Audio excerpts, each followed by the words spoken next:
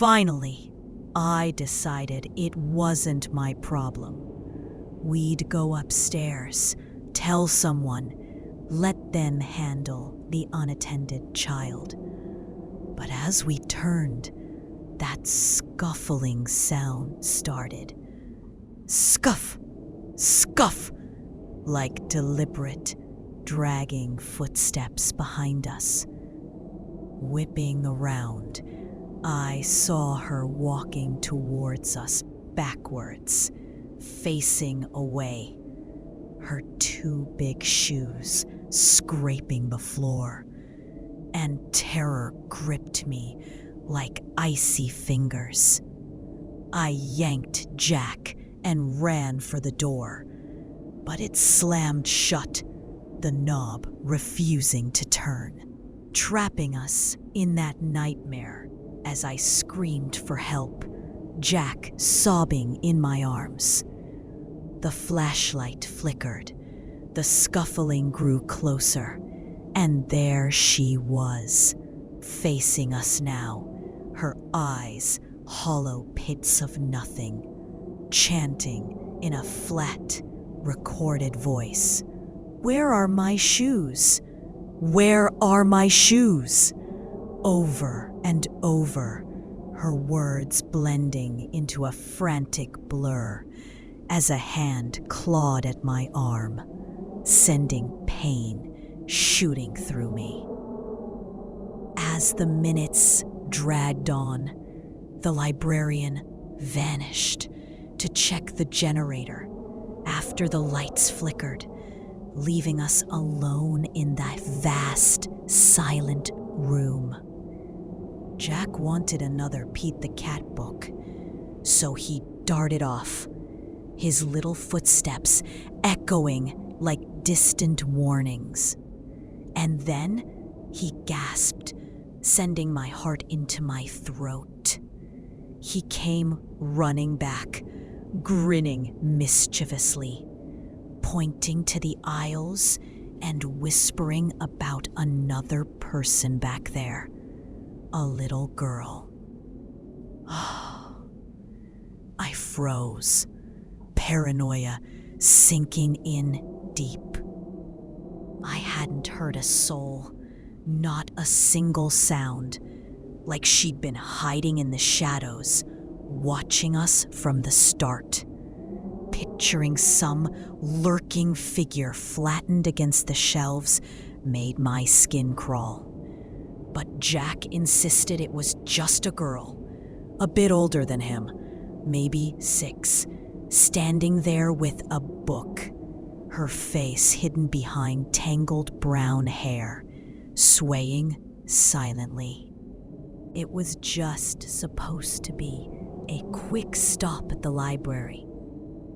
But the storm hit hard, trapping me and my 5-year-old son, Jack, inside. The rain came down in sheets, turning the parking lot into a sea of puddles, and we dashed in, already soaked to the bone. Downstairs in the children's section, it was eerily empty. Just the librarian behind her desk, absorbed in a book, barely glancing up as we dripped water everywhere.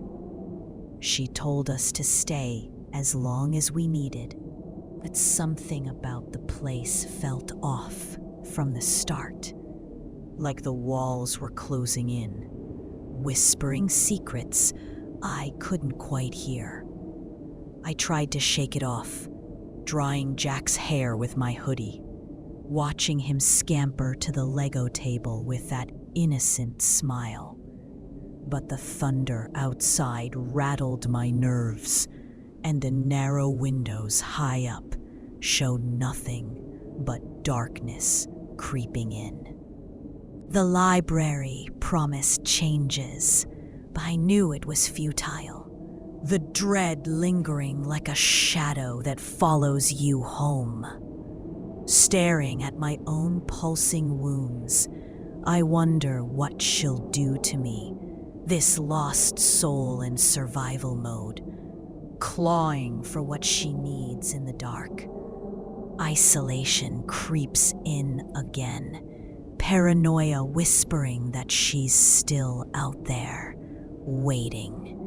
And the storm outside feels like nothing compared to the one building inside me. Now, relief washed over me at first, thinking her parents must be upstairs.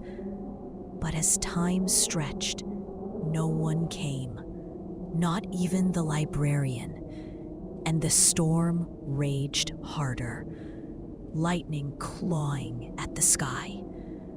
The girl didn't respond when I asked if she needed help, didn't turn, didn't acknowledge us at all, like she was lost in some other world, one that didn't include the living. Jack suggested she might be deaf, but dread pulled in my gut. Something was wrong, terribly wrong. The isolation pressing down, making every creak of the building sound like footsteps closing in. Then the lights went out completely, plunging us into blackness, and Jack's cries pierced the dark as I fumbled for my phone's flashlight, hugging him tight, whispering it was okay.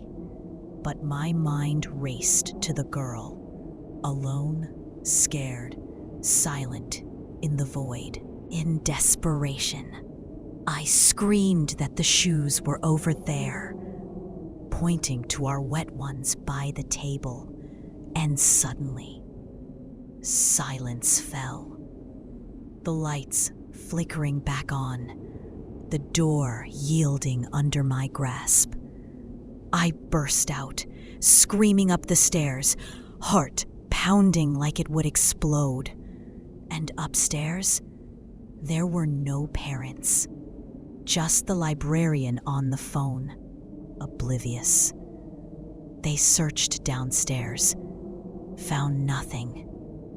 No girl, no son's shoes, only tattered old women's flats by the door and the bleeding scratches on my arm, proof of something unearthly. Hours of frantic research later, alone in the dead of night, I uncovered the obituary. A neurodivergent little girl who died in the library a decade ago. Nonverbal, loving books, hating to be barefoot. And for a moment, it almost warmed me. Until the second one surfaced. An older woman 6 years back. Dead from infection after deep arm cuts from a library visit. Sweeping the light around, I caught her peering from behind a shelf, her form darting away like a shadow fleeing the truth, and my calls for her to come with us, to find her parents upstairs, echoed unanswered in the empty aisles. Stranger danger, maybe, but the silence was unnatural, suffocating, and where was that damn librarian? Holding Jack's hand, I ventured deeper, the flashlight beam trembling, revealing empty rows until there she was, at the end of one, back turned, perfectly still, her wild hair like a veil over secrets I didn't want to uncover. Lightning flashed, thunder growled, and I begged her to come, but the wrongness twisted inside me. No parents would abandon her this long, not in the dark, not like this. The paranoia whispering that we were trapped with something not quite human.